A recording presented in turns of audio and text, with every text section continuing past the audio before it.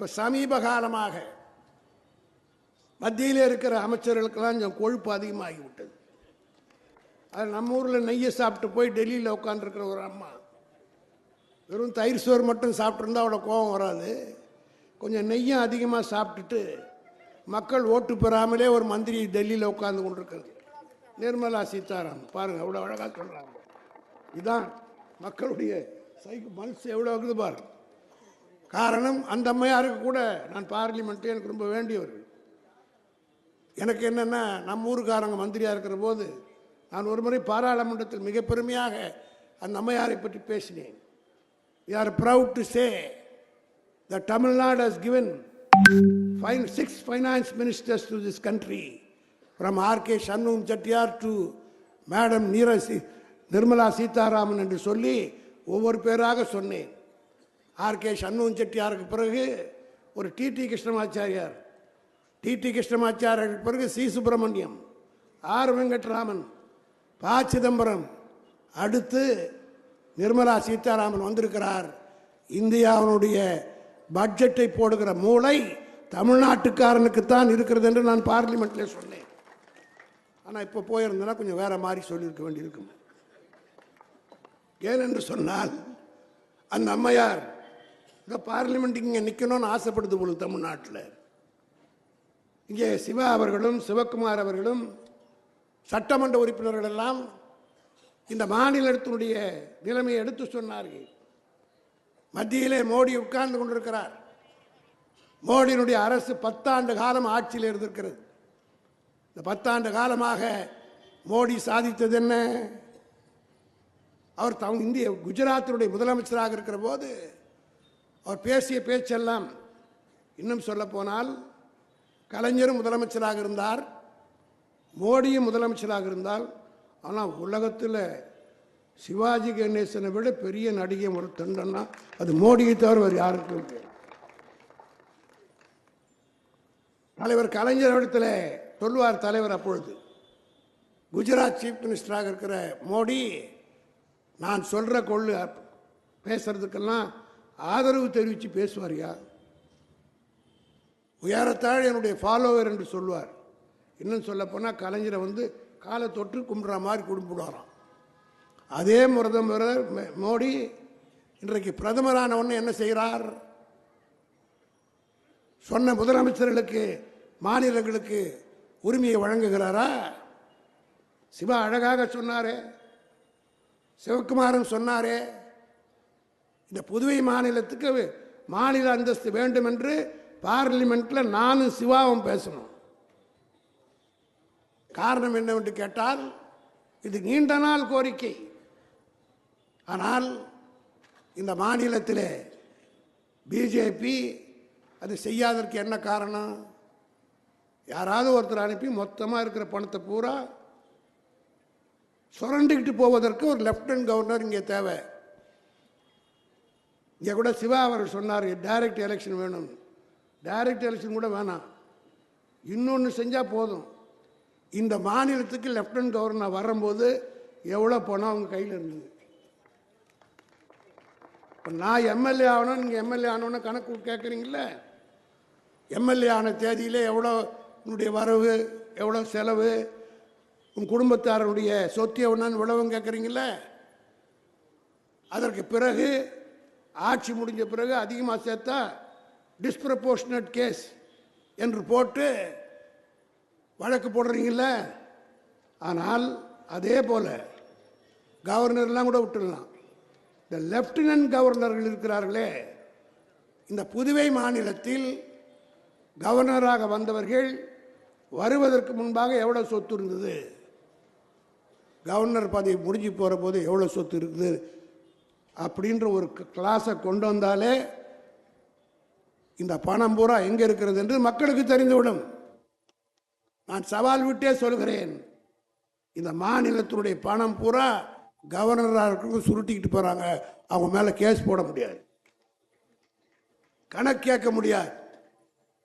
அந்த திமிரிலே தான் இன்றைக்கு கவர்னர்கள் ஆட்டம் போட்டு கொண்டிருக்கிறார்கள். மோடி என்ன சொன்னார்? ஆட்சிக்கு வந்தவுடன் இந்தியாவே அப்படியே சொர்க்க பூமி ஆயிடுவேன். அதோட ஒரு பெரிய நாடகம் நடித்தார் தெரியுமா? நீங்கள்லாம் மறந்துருக்க மாட்டீங்க. 2019 2014 அவர் பிரதமராக தேர்ந்தெடுக்கப்பட்டவுடன் பார்லிமெண்ட்டுக்குள்ளே போகிறார். இந்த பார்லிமெண்ட்டுடைய படிக்கட்டுகளை கோயிலில் தொட்டு கும்பிட்டு காலில் விடலை, அதுபோல் பார்லிமெண்ட்டில் தொட்டு கும்பிட்டு கோயில் மாதிரி கும்பிட்டுட்டு போனார். அந்த கோயிலே மூடிட்டார். இப்போ 10 வருஷத்துக்கு முன்னாடி கோயில் எவ்வளோ பெரிய நடிப்பு பாருங்கள், உலகமாக நடிகர். அப்படியே பிரைம் மினிஸ்டர் போர் இதுவரை நேரு விழலை, இந்திரா காந்தி அம்மா விழலை, ஏன் வாஜ்பாயே விழலை. வாஜ்பாய் ஏறத்தாழ 40 ஆண்டு 50 ஆண்டும் பார்லிமெண்ட்லேயே மெம்பராக இருந்தவர். அவர் கூட பிரதமராக இருக்கிற பதவி ஏறுற போது பார்லிமெண்ட்டுடைய படிக்கட்டை தொட்டுட்டு காலில் விழுந்து கும்பிட்டுட்டு இந்த பஜனைலாம் பண்ணலை. ஆனால் இந்த உலகமகா திருடன், உலகமகா நடிகை விழுந்து கும்பிட்டு உள்ளே போய் பார்லிமெண்ட்டையே காலி பண்ணிட்டு ஒரு புது கட்டடத்தை கட்டி அந்த கட்டடம் ஒழுகுது. ஒவ்வொரு நடவடிக்கையும் நீங்கள் மோடி எடுத்துக்கொண்டால் இப்படிதான் ஏமாற்றியிருக்கிறார். அதை விட பெரிய நாடகம் என்னன்னா, குலாம் நபி ஆசாத், நாங்கள்லாம் ராஜ்யசபா மெம்பராக இருக்கிறோம், காங்கிரஸினுடைய பழைய பெரும் தலைவர், இன்னும் சொல்ல போனால் இந்திரா காந்தியினுடைய செல்ல பிள்ளையாக இருந்தவர், சஞ்சய் காந்தியினுடைய உற்ற நண்பர். அவர் ராஜ்யசபாவிலே எதிர்க்கட்சி தலைவராக இருந்தார். சிறப்பாக பேசுவார், மோடி அரசை கண்டித்து பேசுவார். அவருடைய பதவி முடிகிறது. அவர் காஷ்மீரத்திலிருந்து தேர்ந்தெடுக்கப்பட்டவர். தொடர்ந்து பதவிக்கு அடுத்த முறை அவர் வர முடியாது, அங்கே அசம்பிளி இல்லை. அவர் பதவி ஓய்வு பெறுகிற போது மோடி பேசினார். பேசுகிற போது தேம்பி தேம்பி மோடி அழுதார். என்ன சொல்லி அழுதார் தெரியுமா? ஒரு நல்ல நண்பர், நான் சீஃப் மினிஸ்டராக இருக்கும்போது அவர் சீஃப் மினிஸ்டராக இருந்தார், அப்போ அங்கே போனேன், இதை போனேன், அதை போனேன்னு சொல்லி அன்னைக்கே கொக்கி போட்டார் இழுக்கிறதுக்கு.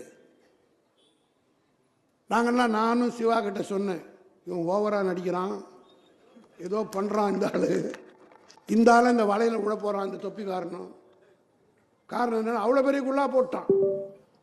போட்ட உடனே நான் சொன்னேன், நிச்சயமாக காங்கிரஸ் நண்பர் என்று கூப்பிட்டு சொன்னேன், your leader mister Ghulam Nabi Azad will not stay for long in your party என்று சொன்னேன். Oh no, he is a staunch Congress. I say he has thrown the net aside. நான் சொன்னேன், வலையை வீசிட்டாரா பிரைம் மினிஸ்டர், நிச்சயமாக சிக்குவாருன்னா சிக்கி போயிட்டாராங்க உட்காந்துட்டு. ஆக ஒவ்வொருத்துக்கும் விலை கொடுத்து வாங்குவதற்கு விபச்சாரியை விட மோசமான விபச்சாரியாக அரசியலில் மோடி இருக்கிறார். இந்த 10 வருஷ ஆட்சியிலே என்ன செய்திருக்கிறது? 411 எம்எல்ஏக்களை விலைக்கு வாங்கியிருக்கிறார். ஒருவர் அல்ல, 2 பேர் அல்ல, 411 பேர். பாண்டிச்சேரியில் கூட 2-3 பேர் வாங்கியிருப்பாங்கன்னு நினைக்கிறேன். காங்கிரஸ் இருந்தவங்களாம் போயிருக்காங்கல்ல, அவங்களுக்கு எவ்வளோ கொடுத்தாங்கன்னு எனக்கு தெரியாது. இங்கே வேற மாதிரி அது வேற. ஆனால் நாமெல்லாம் ஓட்டுக்கு காசு கொடுத்து வாங்குவாங்க வேட்பாளர்கள்.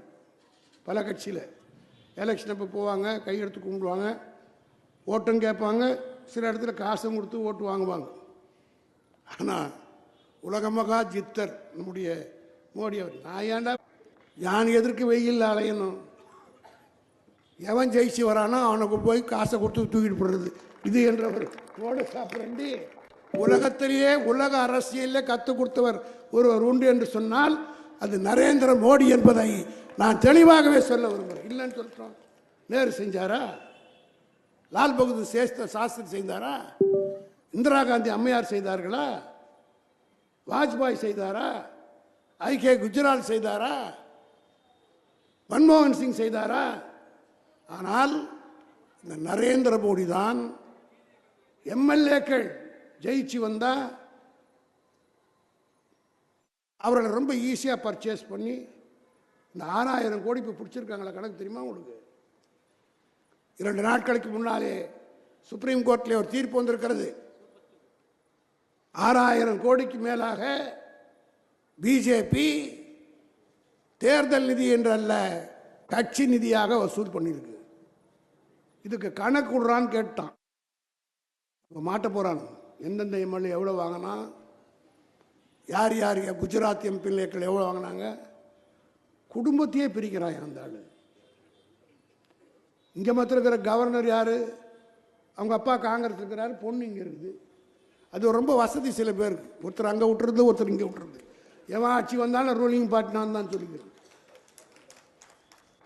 அதுபோல் இங்கே இருக்கிற ஆளுநர் அவர் அவங்க அப்பா வருவார். ஒவ்வொருத்தர் நான் கூட அந்த ஆள் வரும்போதே பார்க்கும்போதே கொஞ்சம் சந்தேகமாக பார்ப்பேன். காரணம் என்னென்னா, பொண்ணை திட்ட விட்டு அங்கடாக உறவுன்ட்டு ரொம்ப யோக்கியமான உறவு. அது மட்டும் இல்லை, அவங்க குடும்பத்தில் 4-5 பேரை காங்கிரஸில் விட்டுருவாங்க. ஆட்சி டெல்லியில் பிஜேபி போன உடனே நான் சொந்தக்காரன் போய் வேலை செஞ்சுக்கிறேன். உனக்கு சிவா நமக்கெல்லாம் அதெல்லாம் தெரியாது. நம்ம தெரிஞ்சதெல்லாம் இந்த கருப்பு சிவப்போ இந்த படங்கள்லாம் தெரிஞ்சு நம்ம ஒரே வழியாக ஓடிக்கிறோம். ஆனால் உலகத்திலே பிழைக்க தெரிஞ்ச ஒரு கூட்டம்னா அது அந்த மாதிரி கூட்டம்.